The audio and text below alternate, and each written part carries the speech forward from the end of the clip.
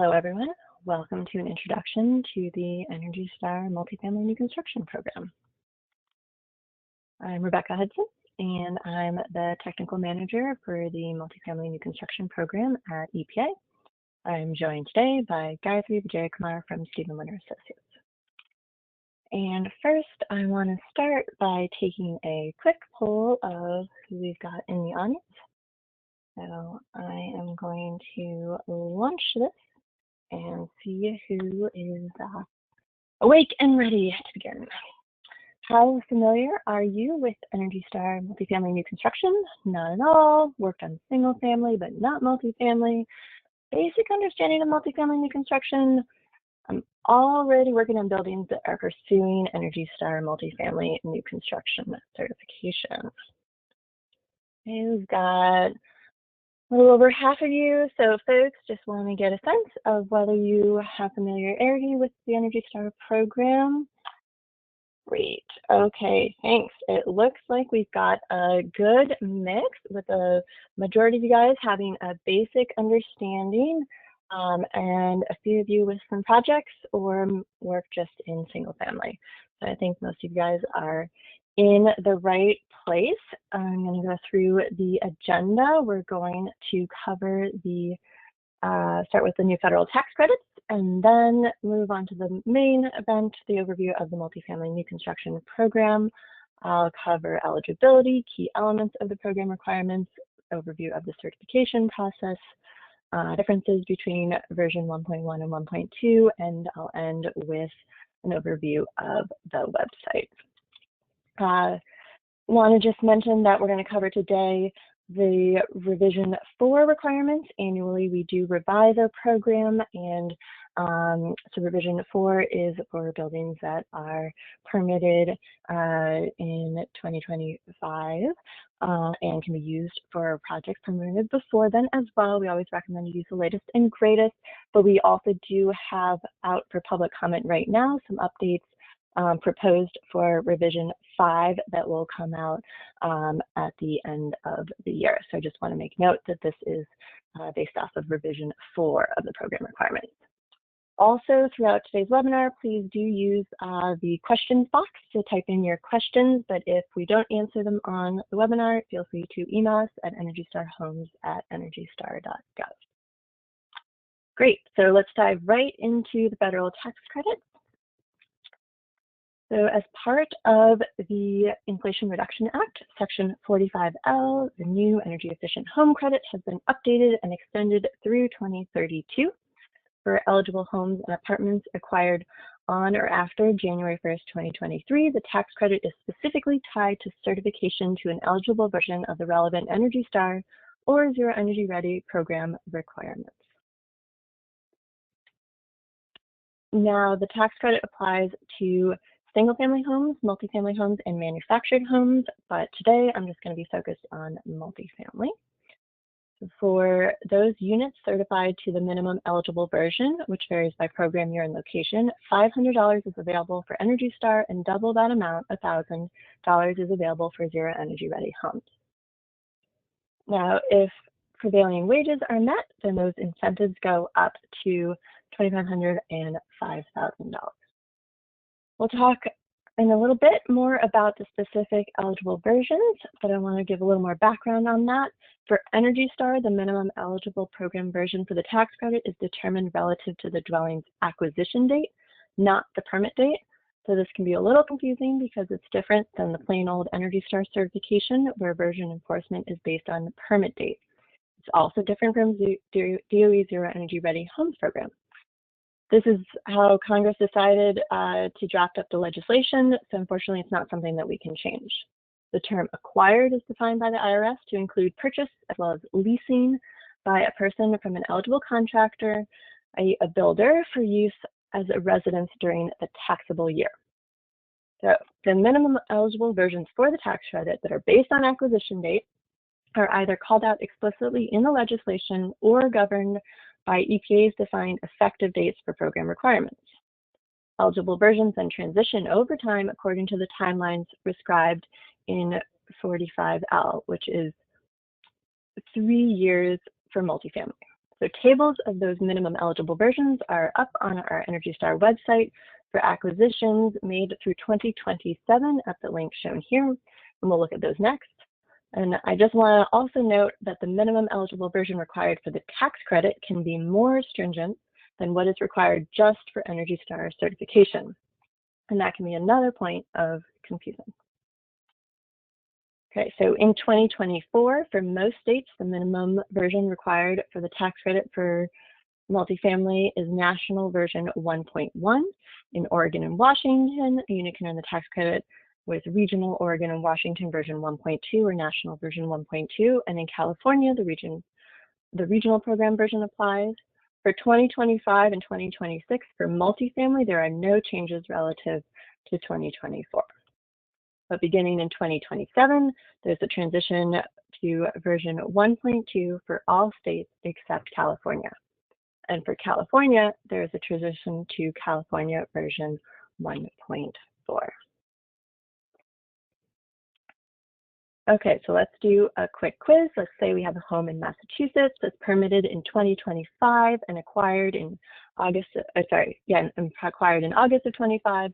What's the minimum program version that must be used? If it's just pursuing certification, they just want Energy Star, and what's required for the 45L tax credit.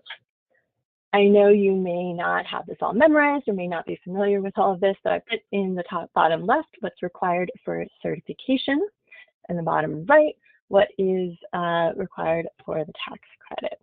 We take a look at that for a moment, and then I am going to pull up the poll so you can put in your answers.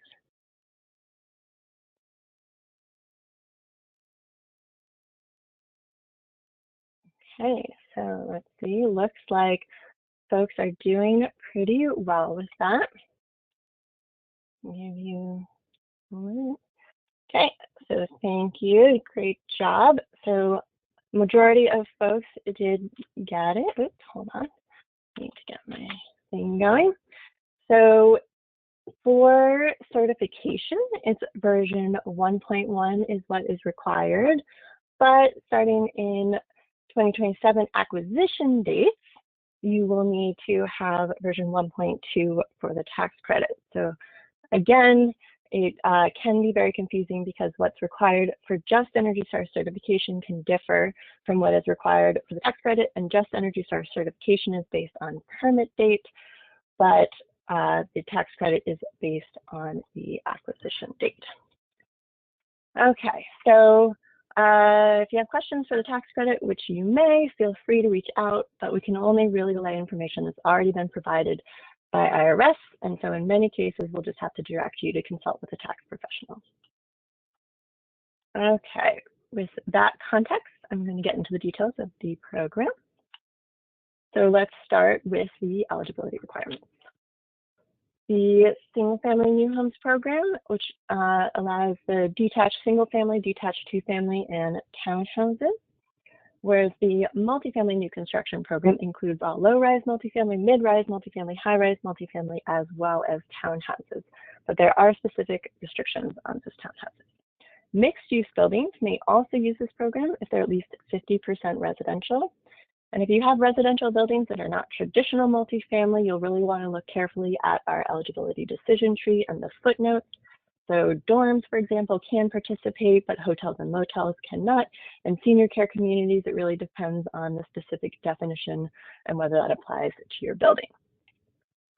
Okay, now that was eligibility. So I want to move on to the key elements of the program requirements. They are broken out into 4 categories: efficiency in testing, comfort, air quality, and durability. We're going to go through each of these one by one. To ensure that at least 10% savings relative to code, EPA has developed different versions of the program requirements that are effective in states depending on the adopted energy code. So there are 3 paths for compliance for each of these. I'll cover those a bit more with the next few slides. But for most states, National Version 1.1 is in effect as of January 2023, and it applies to states that have code less rigorous than the 2021 IECC. and version 1.2 will be implemented in states that have adopted the 2021 IUCC or equally rigorous code. We've already identified the first cluster of states that will move, and those are shown in the green hash.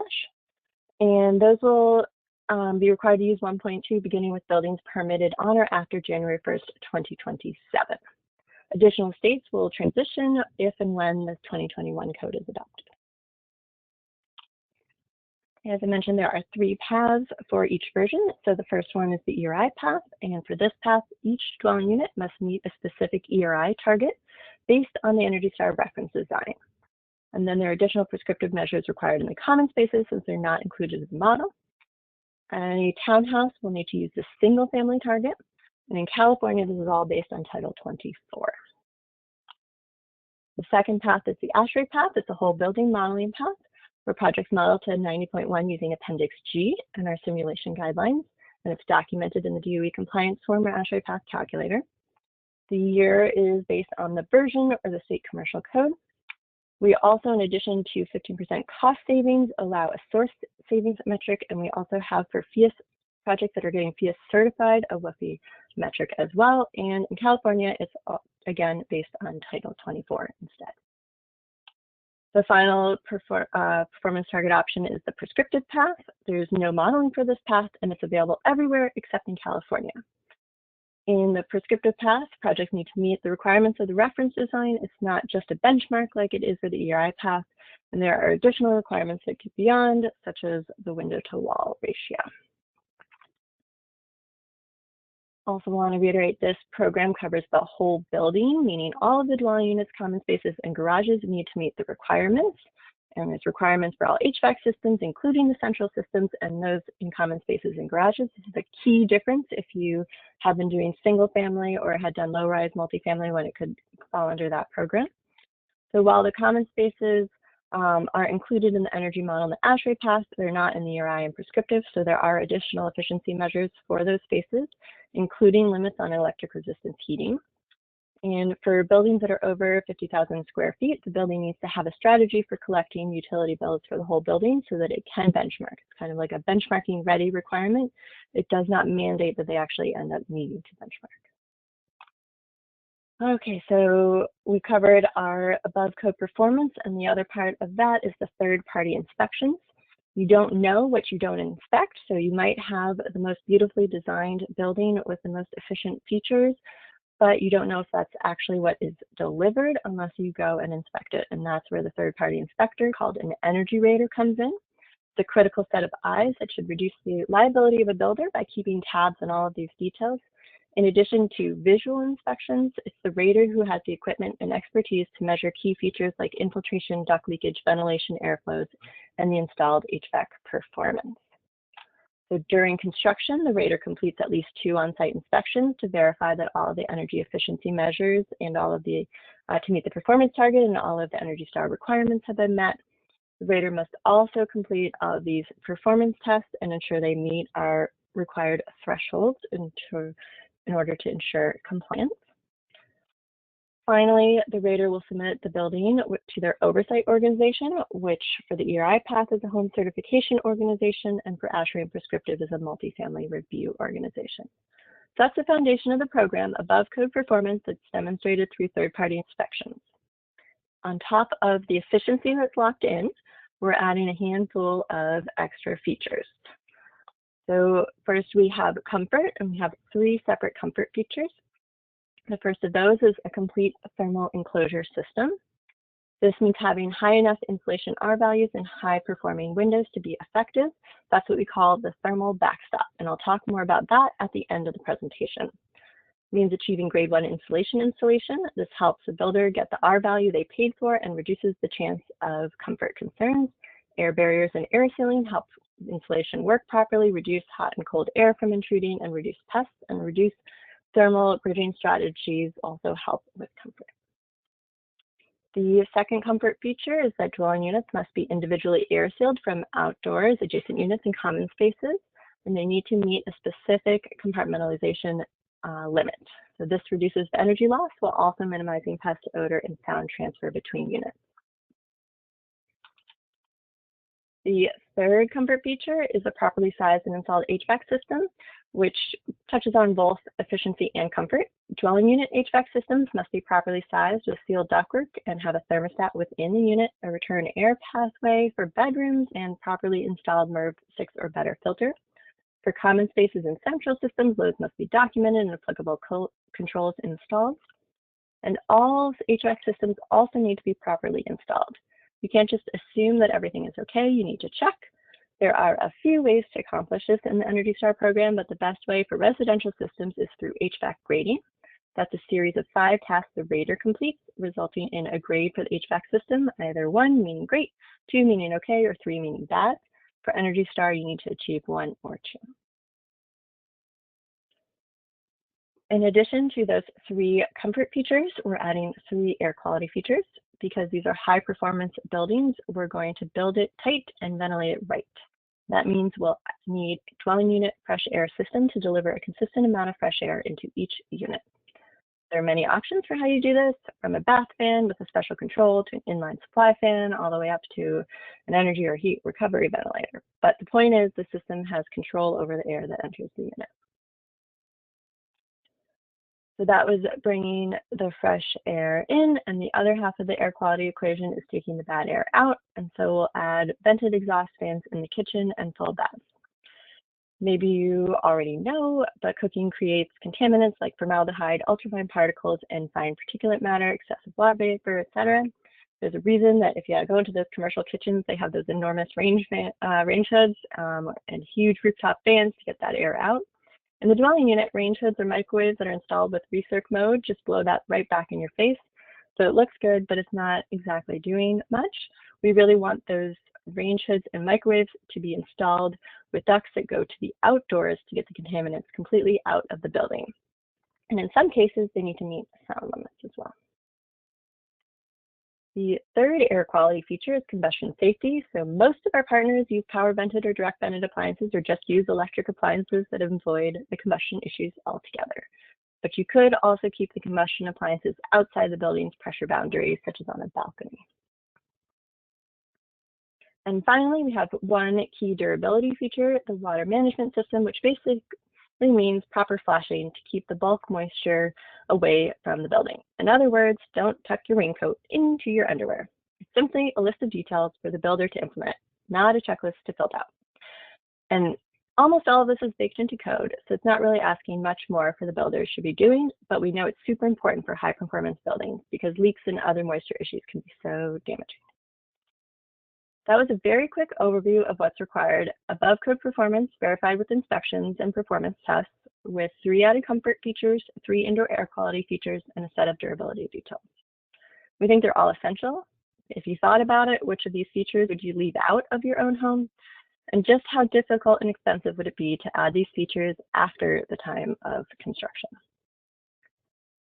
So with that, I am going to pass things off to Gayatri to go through the certification process.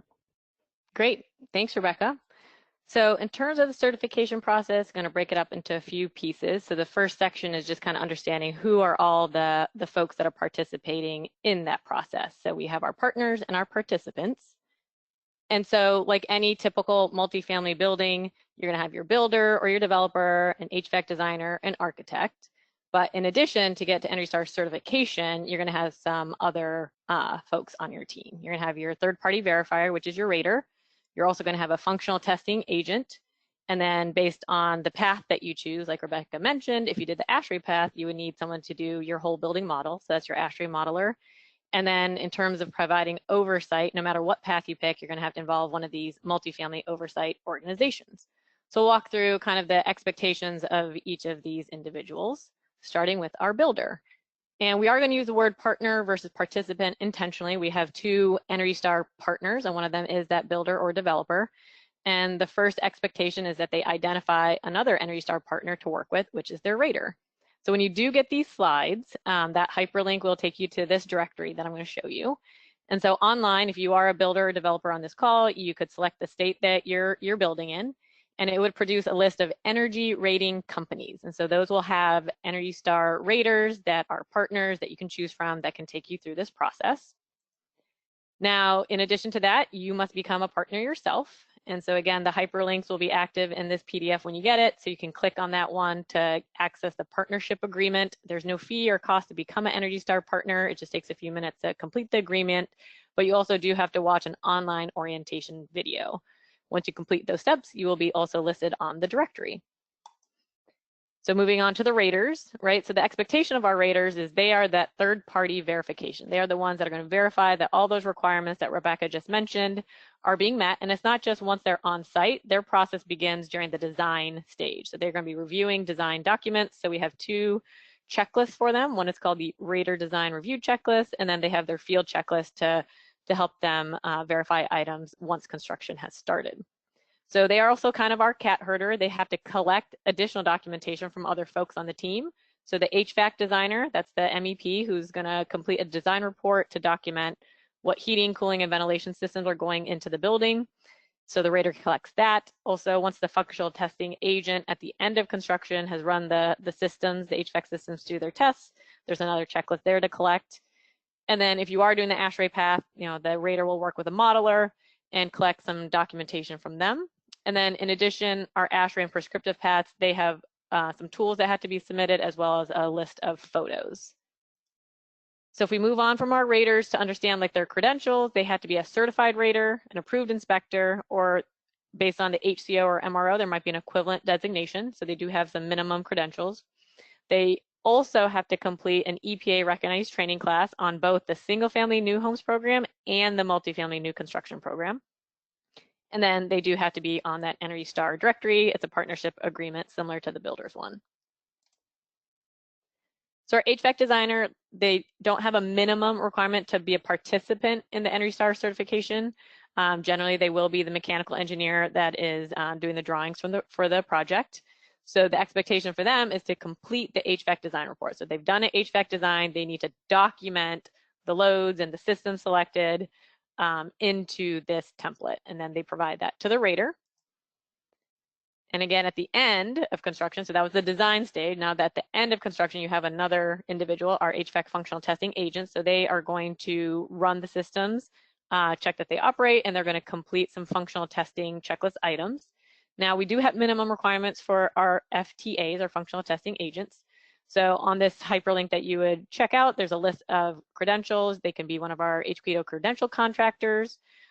They could have some commissioning credentials. They could be a professional engineer or the OEM rep. To become a functional testing agent that can sign and complete these checklists for Energy Star, you have to watch an online orientation.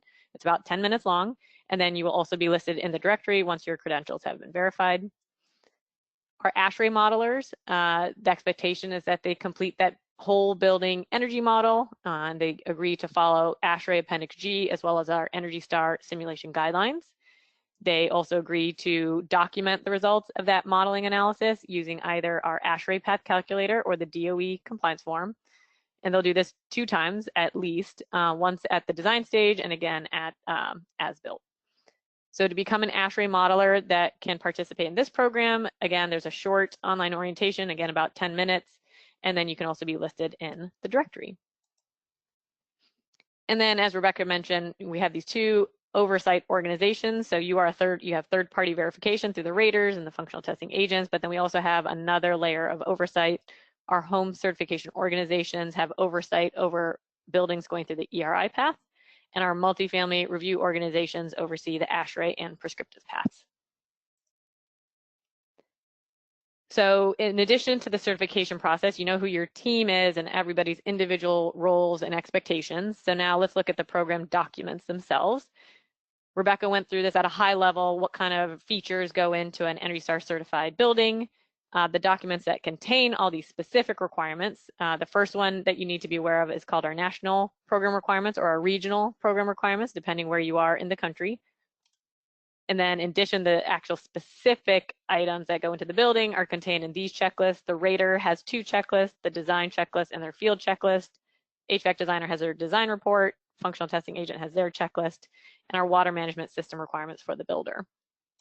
Now, if you are looking at the HVAC design report, and some of you answered the poll and have some familiarity with the program already, so for folks on the call that are already doing HVAC grading and are familiar, they can do the design report, the standard 310 design report, and then use an Energy Star supplement rather than doing the full Energy Star HVAC design report.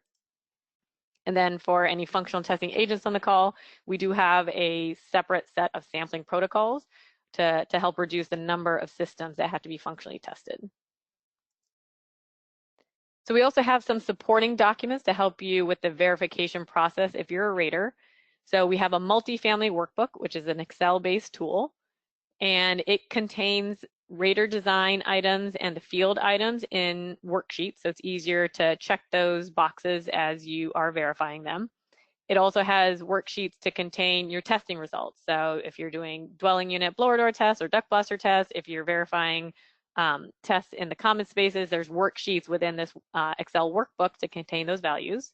And also does some compliance checks. For example, the envelope items that Rebecca mentioned, it can do some checks to see if you're passing the mandatory backstop. We require this document for ASHRAE and prescriptive, but if you're doing ERI Path, highly recommend using it. It has a lot of, especially if you're new to Energy Star, you don't want to create your own data collection tool, you can still use this one. And then for photo documentation, we do have a list, a photo guidance document on our website. And so ASHRAE and prescriptive path projects, you look through that list and you submit those photos to your MRO, your multifamily review organization. On the ERI path, you would submit those photos to your HCO or one of their designees. So what does that all look like? So if we're looking at the Energy Star Multifamily New Construction Program, these are the checklists and the tools. If you can see the words in blue there for the HVAC design report and functional testing checklist, those also have Excel versions online now. As I mentioned, the workbook contains rater design and rater field within it. But then separately, you can download the HVAC design report and functional testing checklist in Excel formats. If your HVAC designer is struggling with completing the HVAC design report, there's a completed sample online, as well as for the multifamily workbook, if you want to see a completed sample, that is also available on our website.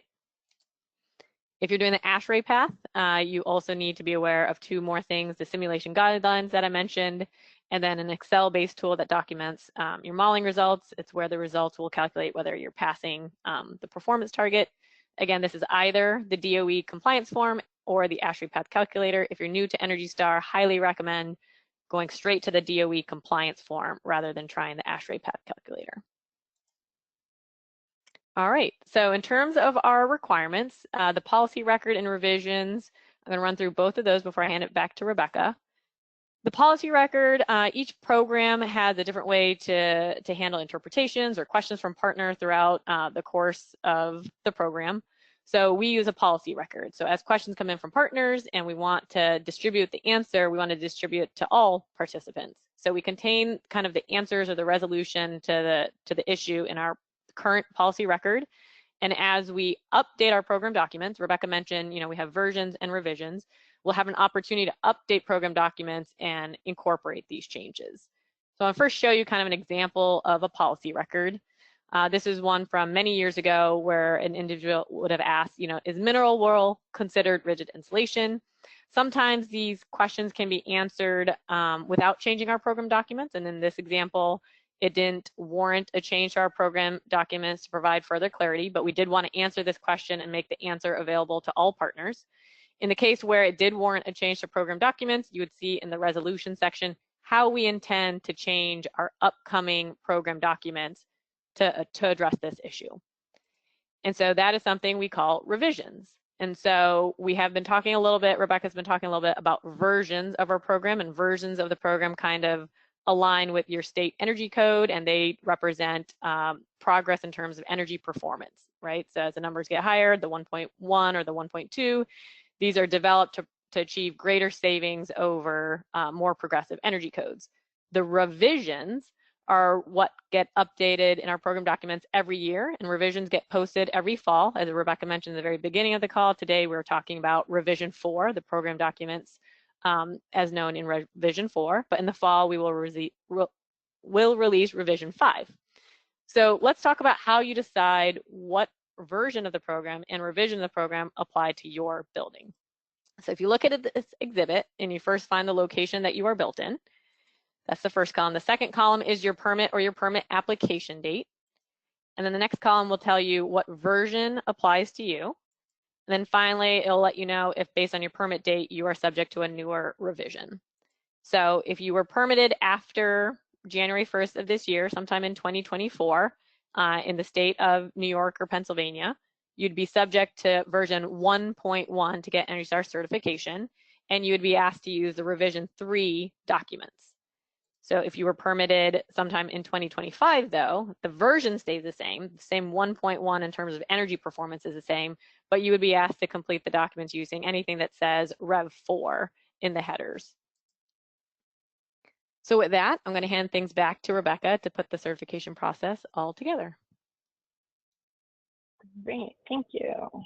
So we've covered a whole lot, but just to kind of summarize, all buildings need to meet both the minimum mandatory requirements as well as the performance target that they can achieve through 3 different paths.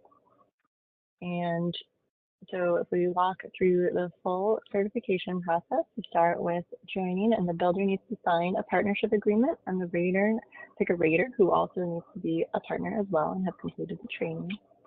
Then during design, the builder will select the efficiency measures, make sure they meet the durability details. The HVAC designer completes that HVAC design report Guthrie just talked through. And then the rater will complete a preliminary energy model if applicable, as well as do the Energy Star design review. During construction, the builder will build the building, and the rater makes sure to do their on-site inspections to ensure that all the Energy Star requirements have been met. And the HVAC contractor will install the system, and the functional testing agent will complete the testing. And then the rater will be able to update the energy model if needed and submit all of the documentation to their oversight organization, and then provide the documentation of certification back to the builder. And then after that, it's great because you can market your building. There's an Energy Star label and certificate, and you can get a plaque as well. So each certified unit needs to be issued a completed Energy Star certificate. And you also can get optionally a building level certificate as well. Then each unit could have a label, optionally a label that goes on the sticker box. You also can go out and try and order a plaque for your building as well. All great ways to market the achievement. Now that we've gone through the sort of basic certification process and an overview of the program, I'm going to dive a little bit more into the weeds for anyone who's in a state that is transitioning to version 1.2, or if you're interested in the tax credit for acquisitions in 2027. So this is going to go into a little more detail. There are only 2 differences between version 1.1 and 1.2, a more stringent performance target and a more stringent thermal backstop. So let's get started with their performance target. As I noted earlier, there are the 3 paths, and the targets for version 1.2 are aiming to be 10% better than the 2021 IACC. So there's the ERI path, which is 45 to 55. ASHRAE path is 15% savings over 90.1 2019. And the prescriptive path, you need to follow that reference design. Now, for the ERI and ASHRAE paths, the reference design features are not mandatory, but if they're not used, then other measures need to be selected to make up for it.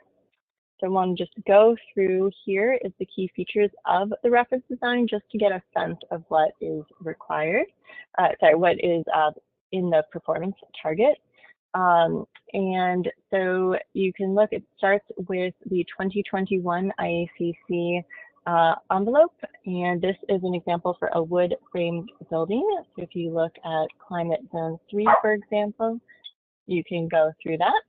And then it has the windows that were Energy Star spec at the time we defined 1.2 compartmentalization as well. And then let's talk about the non-enclosure elements. It's configured with furnaces that are generally aligned with the latest Energy Star spec and ACs. And then The heat pumps as well aligned with Energy Star specification, and we have all of the HVAC systems properly installed with ducts located in conditioned space, and an Energy Star level gas water heater or a heat pump water heater and WaterSense fixtures, and 100% LED lighting along with an Energy Star level fridge or dishwasher. And dishwasher. And so these are general features of the reference design. And as a reminder, you need to do those in the prescriptive path, but for the ERI and ASHRAE paths, they're not required. But if you don't use them, then you're going to need to make up for it. And it will be hard to hit the target without the 2021 ICC insulation levels, ducts in conditioned space, and an instant gas or heat pump water heater. Okay, so that was the first part. And then the second part is a more stringent thermal backstop. So the thermal backstop is the minimum amount of insulation and window performance that must be met. Regardless of what the performance is in the building, a building cannot go below this limit, and it's defined using the UA, so the U factor times the area. But you can trade off between the different components of the building, so the ceiling insulation, wall, foundation, windows, and doors. So under version 1.1, the thermal backstop was primarily tied to the 2009 ICC prescriptive path, and under version 1.2, it's primarily tied to the 2021 ICC prescriptive path, or UA equivalent. Note that for buildings permitted before the end of the year, you can do 105% of that UA is allowed. For insulation, either the residential chapter or the commercial chapter of the ICC insulation values may be used, but the building needs to select one chapter for dwelling units and one for common spaces. And for prescriptive path, you need to use the references. So in our Rater design review checklist, there is this table that explains what is required. So I'm just going to walk through. If you know which version, you know which part of the table to look at, and you look there first, and then you say which path. Oh, maybe you're doing ERI path, and what is required for your dwelling units. You can choose between the residential chapter of the 2021 ICC or the commercial group R column. And then for that same building in the common spaces, you can choose between the residential chapter or the commercial chapter, all other column of the 2021 ICC. And then for windows, requirements are based on the window type, location, and path. So there's a similar table in our Rater design review checklist for the backstop for the windows. And altogether, it defines the UA backstop, which again, you can trade off between the windows and the insulation. So now, just to get people back in it, I'm going to launch another poll about what is the key difference between version 1.1 and 1.2. Is it a more stringent performance target, a new thermal backstop, both A and B, or that battery storage is required everywhere? We've got a few folks voting. Let's see if a few more can get in. Give everybody about 3 more seconds. Okay, good. And that one, you guys are doing great. So most people, vast majority got it. The answer is B, both A and B. You want, there's both a more stringent performance target and a new thermal backstop. And next, we have one final quiz about the typical range of the ERI target and whether that is 0 to 10, exactly 50, or 45 to 55. And folks, a moment to see. Okay, looks like a lot of you have voted. Going to give just a couple more seconds for everybody else who hasn't. Great. You guys did really well on that one as well. So the range is 45 to 55 for version 1.2. For version 1.1, just for context, it was about 55 to 65. So that's the main difference on the performance target. Okay, so we made it through most of our content, but I want to make sure everybody knows how to find information on our website. So we're going to go a little bit rapidly through this. We're starting on our landing page, energystar.gov/MFNC, where it has all the program requirements. If you're at the single family page, you can just click over here on multifamily buildings to get here. And at the top of the page is eligibility. And if you click on the link there, you'll get to that eligibility tree with those extra details. Then we have our program version with the map that I showed you, as well as here you can click and get to that document that Gayatri was walking you through on which version and revision is required in your location. Then there's the certification process. So this is a real short summary, but if you click on this link, there's a page that has the certification process. It also has some great technical bulletins on that page that I'll show where they also fit in a minute. And then if you click read more here, that's where you can get more information about the ASHRAE performance targets. These are also in those national program requirements documents Gayatri told you about, but just they're here on our main page as well. And then below that, we get to our program requirements. So if we expand that out and go down, you'll see we have our national program requirements, and then the national mandatory measures, the checklist, and then we have our regional program requirements. And here is a handy button for download all, so that you can click to get all of your documents. And then here is the supporting documents. So this is where you have the Excel tools for the documents, as well as the ASHRAE Path extra tools. Okay, so going back over to the same page, if you look on our left nav, you can click on the Working with Energy Star, and that's where you get to our stakeholder pages. And on this left nav, you'll see there's an Other Participants button here. I'm going to do that towards the end. But while we stay over here, first going to cover, this is where you have the Builders and Developer page. You can click on that for information as a builder or developer. Also has information on joining as a partner. And then here's for the raters, the Energy Rating Company page. And I'm going to click over, show you that page. It includes information in general, as well as the training requirements. And then specifically which training is required. And within that, there's a list of the current trained raters. Now, this list is not a complete list. This is only those raters that have sent us their training certificates. So if you want to be on this, you need to make sure that you send us your training certificates, but it does have a list of raters that have taken all the required training. And then we have back to that Other Participant page that I had showed in the link before. If you click over there, you get a list for some of our other stakeholders, which includes our ASHRAE Path energy modeling. And then there's a directory for those folks who have completed that orientation, as well as the functional testing agents. If you scroll down to their section, and there you can see a link to all of the credentialed contractor oversight organizations to find out if your contractor is a credentialed contractor. You can click over to their directories, and the functional testing agent directory for all except for credentialed contractors is found here. And this has a list of all of those that have taken our orientation as well. And then going back to this Working With page, you'll see this. Hold on.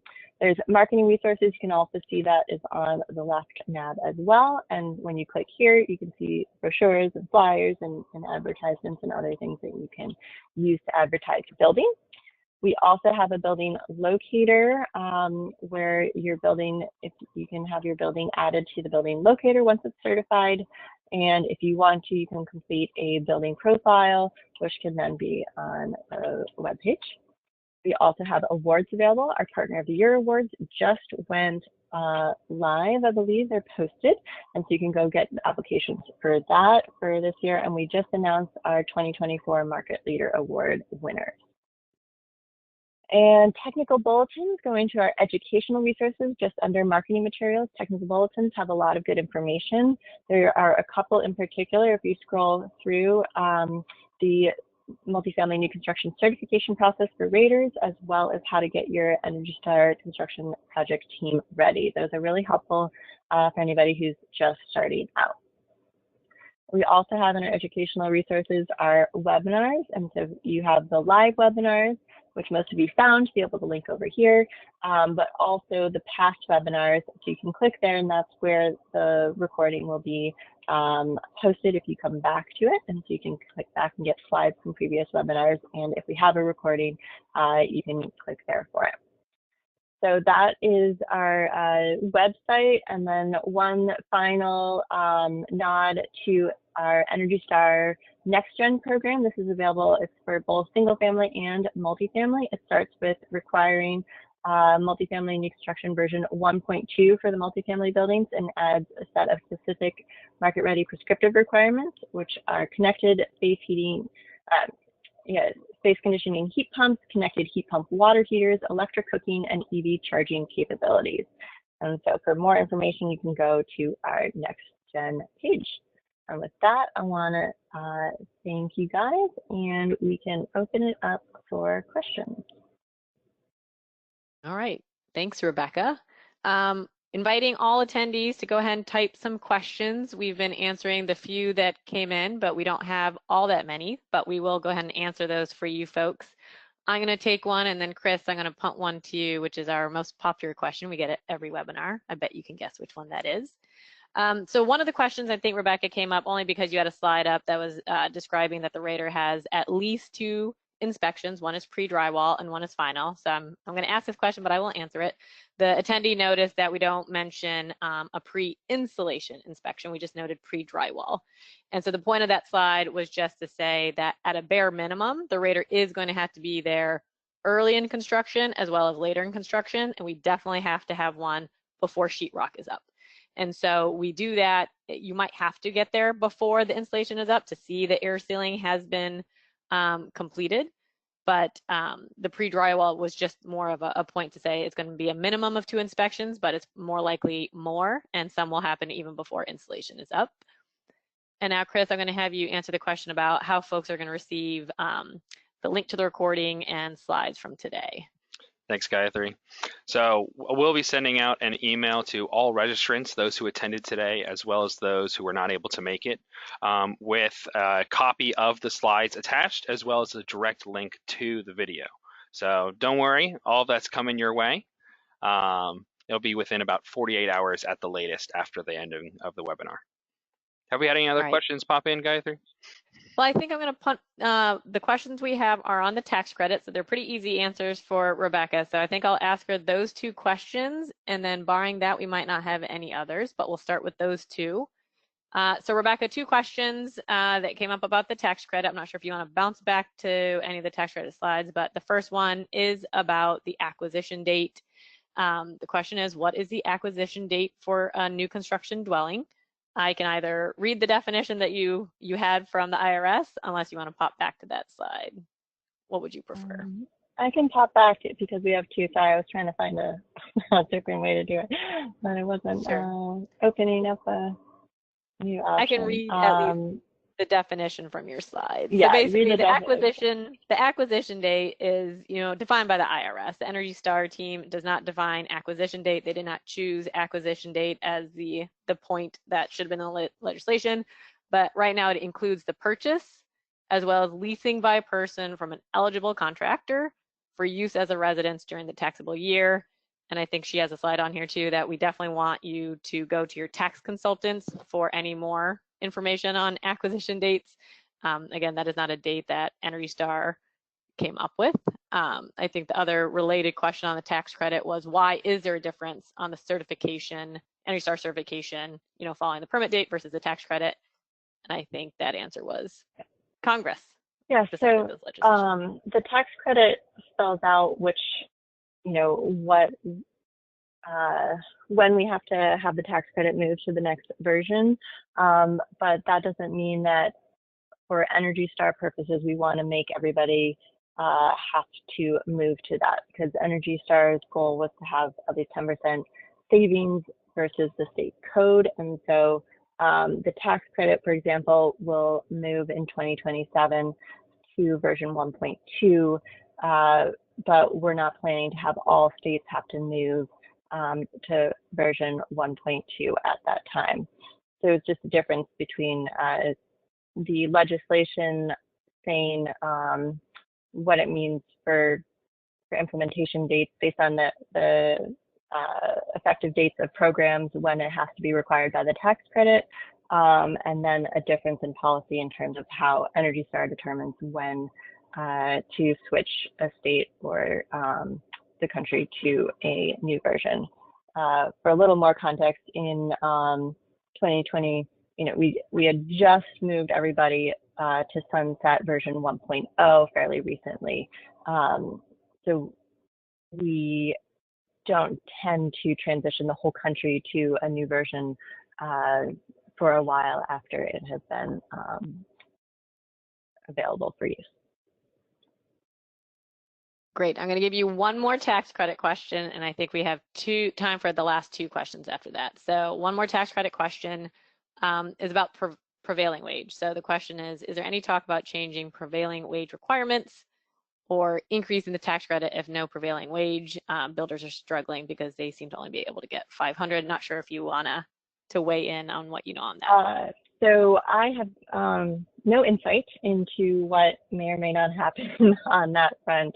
That is, definitely outside our purview over here at EPA. So that's something, I guess, to bring up with the IRS and our Congress on what changes might be made, because some of those things are directly written in to the legislation, which then requires Congress to adjust it or IRS to define its interpretation.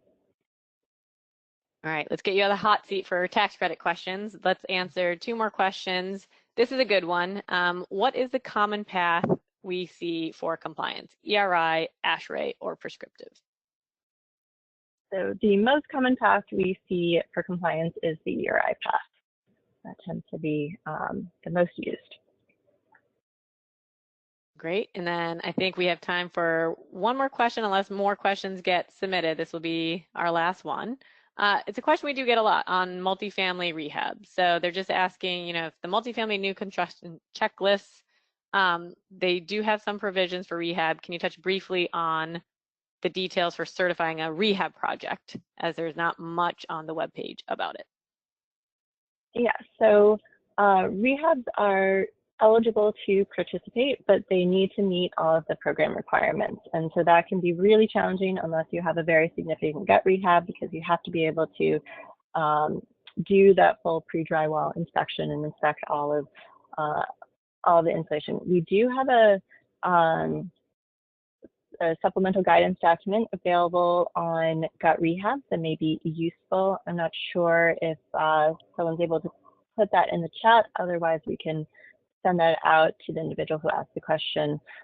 There are a few specific items that we have alternatives available just for existing buildings to allow them to better meet our requirements. However, we do recognize that it is challenging for rehabs, because they do need to be able to meet all the program requirements, and we only have a few alternative paths available for them, and otherwise all requirements must be met. You can't, unlike some programs where if you're not touching the space, you don't look at it. For Energy Star, we wanted the Energy Star certification to mean the same thing across the board, whether it started as an existing building or a new building. And so we don't have adjustments for existing building in that way, and you need to look at everything.